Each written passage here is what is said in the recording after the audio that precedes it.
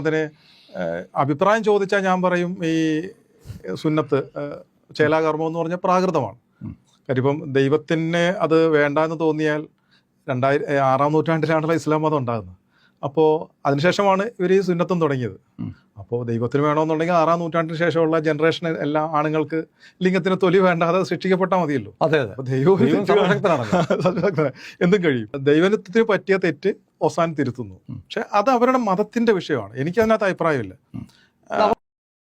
എന്റെ കെവിൻ പീറ്ററെ ഇടക്കൊക്കെ കളവ് പറയാം, ഇടക്ക് സത്യവും പറയാം. ഇത് നിരന്തരം ഒരു വിഭാഗത്തോട് ദേഷ്യവും വെറുപ്പും ഉണ്ട് എന്ന് വിചാരിച്ച് എല്ലാ സമയവും ഇങ്ങനെ കളവ് പറഞ്ഞാൽ എന്തായിരിക്കും?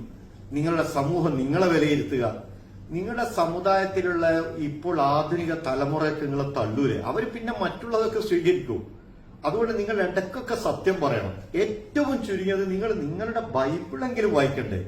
യേശു ക്രിസ്തു ചേലാകർമ്മം ചെയ്തിട്ടുണ്ടോ എന്നെങ്കിലും പരിശോധിക്കണ്ടേ? നിങ്ങൾ എന്താണ് ഈ പറയുന്നത്? 6-ാം നൂറ്റാണ്ടിൽ മുഹമ്മദ് നബിക്ക് ശേഷമാണ് ചേലാകർമ്മം വന്നതെന്നും അതൊരു അന്ധവിശ്വാസമാണെന്നല്ലേ നിങ്ങൾ പറഞ്ഞത്? എന്നിട്ട് നിങ്ങൾ യുക്തിപരമായ ഒരു ചോദ്യം, അങ്ങനെയാണ് ദൈവത്തിന് പിന്നെ ഈ ജനിപ്പിക്കുമ്പോ ചേലാകർമ്മം ചെയ്തുകൊണ്ട് ജനിപ്പിച്ചാൽ പോരെ, ദൈവം ചെയ്യാത്ത കാര്യം ഒസാൻ ചെയ്യണോ? എന്താണ് പീറ്റർ ഇങ്ങനെയൊക്കെ പറഞ്ഞ? നിങ്ങളിപ്പോ ക്ലീൻ ഷേവ് അല്ലേ, നിങ്ങൾക്ക് താടിയും മീശയില്ല.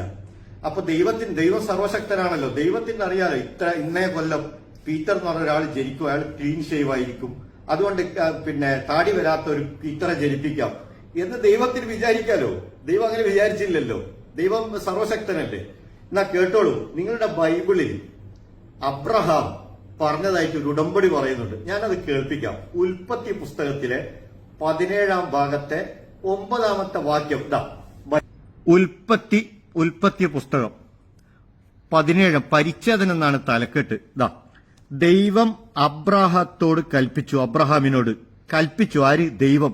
നീയും നിന്റെ സന്താനങ്ങളും തലമുറ തോറും എന്റെ ഉടമ്പടി പാലിക്കണം. ഉടമ്പടി, നിങ്ങൾ പാലിക്കേണ്ട ഉടമ്പടി ഇതാണ്. നിങ്ങളിൽ പുരുഷന്മാരെല്ലാവരും പരിച്ഛേദനം ചെയ്യണം. നിങ്ങൾ അഗ്രചർമ്മം ഛേദിക്കണം. ഞാനും നിങ്ങളുമായുള്ള ഉടമ്പടിയുടെ അടയാളമായിരിക്കും അത്. അടയാളം, നിങ്ങളിൽ 8 ദിവസം പ്രായമായ ആൺകുഞ്ഞിന് പരിച്ഛേദനം ചെയ്യണം. നിന്റെ വീട്ടിൽ പിറന്നവനോ നിന്റെ സന്താനങ്ങളിൽ പെടാത്ത വിലക്ക് വാങ്ങിയ പരദേശിയോ ആകട്ടെ, തലമുറ തോറും എന്റെ പുരുഷന്മാർക്കും എല്ലാ പുരുഷന്മാർക്കും പരിച്ഛേദനം ചെയ്യണം. പീറ്ററെ, ഞാൻ തൊള്ളവടായി എല്ലാവരും പറഞ്ഞത്, ഞാൻ വെറുപ്പൊന്നും പറഞ്ഞിട്ടില്ലല്ലോ. കൃത്യമായ തെളിവല്ലേ പഴയ നിയമത്തിൽ നിന്ന് ഉദ്ധരിച്ചത്? ഇസ്രായേലരുടെ നിയമമാണ്.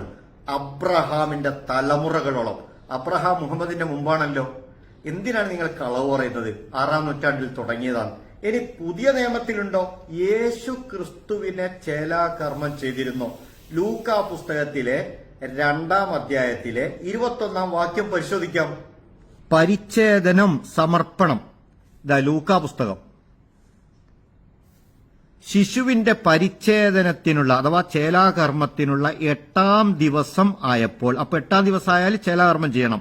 അവൻ ഗർഭത്തിൽ ഉരുവാകുന്നതിന് മുമ്പ് ദൂതൻ നിർദ്ദേശിച്ചിരുന്ന യേശു എന്ന പേര് അവന് നൽകി. അപ്പൊ യേശുവിന് 8-ാം ദിവസം ആയപ്പോ പരിച്ഛേദനവും ചെയ്തു. നോക്കൂ, അഥവാ ചേലാകർമ്മം ചെയ്തു.